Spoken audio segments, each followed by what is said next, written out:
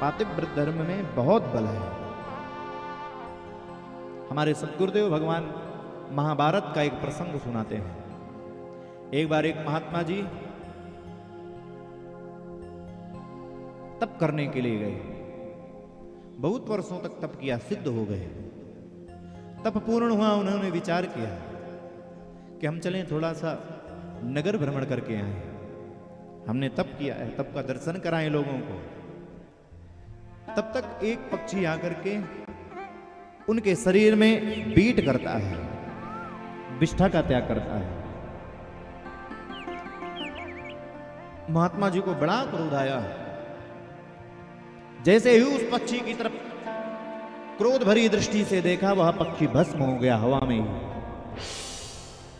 महात्मा जी बड़े प्रसन्न भये। हम तो सिद्ध हो गए हैं, हमारे नेत्रों में ही ऐसा सामर्थ्य है। कमंडलू लिया, नगर भ्रमण के लिए निकल पड़े। पातिव्रत धर्म परायणा एक स्त्री के द्वार पर पहुंचे महात्मा, याचना किया, भिक्षाम देहि। कोई नहीं आया। भिक्षाम देहि। नगर स्वामी कहां है, घर स्वामी कहां है, घर स्वामिनी कहां है, बाहर आओ, मैं कब से खड़ा हुआ हूं भिक्षा के लिए। तब तक अंदर से आवाज आई, महाराज मैं अभी अपने पति की सेवा में हूं, अभी नहीं आ सकती हूं। अगर आप प्रतीक्षा कर सकते हो तो करो, नहीं जाओ। महात्मा जी ने क्रोध दिखाया, ए देवी तुम मुझे नहीं जानती हो, मैं बहुत सिद्ध महात्मा हूं। तब तक वह देवी बोल पड़ी, मैं आकाश में उड़ने वाली वो पक्षी नहीं हूं जो आप मुझे अपने क्रोधाग्नि से भस्म कर देंगे। जाइए। अब बाबा जी का पूरा क्रोध निकल गया। बाबा जी क्रोध भूल गए, भिक्षा भी भूल गए। बाबा जी ने कहा, देवी हमने उस निर्जन वन में एक पक्षी को भस्म किया, ये आप कैसे जान गई? देवी ने कहा, यह भी बताने का मेरे पास समय नहीं है। कौन बताएगा? कुछ दूरी पर एक व्यापारी रहता है, उसके पास जाओ, वो बता देगा।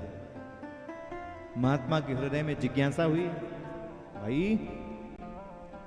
हम जंगल में जाकर के जिन सिद्धियों को प्राप्त कर रहे हैं, एक साधारण गृहिणी घर में रह करके कैसे उन सिद्धियों को प्राप्त कर ले रही है, सब कुछ जान जा रही है। व्यापारी के पास पहुंचे। व्यापारी के पास पहुंचे, व्यापारी ने प्रणाम किया, बोले महाराज बैठो, कुछ समय हमारे ग्राहक हैं, इन ग्राहकों को संतुष्ट कर दें, जो भी जिस वस्तु के लिए आया है दे दें, फिर आपको बताएंगे। महात्मा बोले, भैया हमारे पास समय नहीं है, बता दो। बोले, अगर समय नहीं है तो हमारे नगर से बाहर एक कसाई रहता है, मांस विक्रय करके वो अपना जीवन यापन करता है, उसके पास जाओ। महात्मा वहां भी गए जानने के लिए। महात्मा जी पहुंचे, कसाई ने कहा, आइए महाराज आइए, आपको व्यापारी ने भेजा है ना हमारे पास, आइए महाराज आइए। आप उस स्त्री के सिद्धि के विषय में जानने के लिए आए हैं ना, बैठिए। जल्दी से गया, हाथ पैर धुल करके आया, पवित्र होकर के महात्मा के पास बैठा। महाराज ये सब एकमात्र पातिव्रत धर्म का फल है।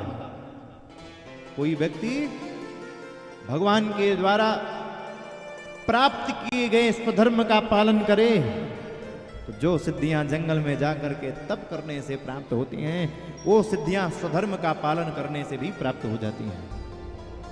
पातिव्रत धर्म का पालन करने वाली एक पतिव्रता नारी, जिसका सम्मान देवता भी करते हैं, जिसका सम्मान साक्षात भगवान भी करते हैं, जिसके सम्मान के लिए साक्षात परमेश्वर भी बालक स्वरूप धारण कर लेते हैं।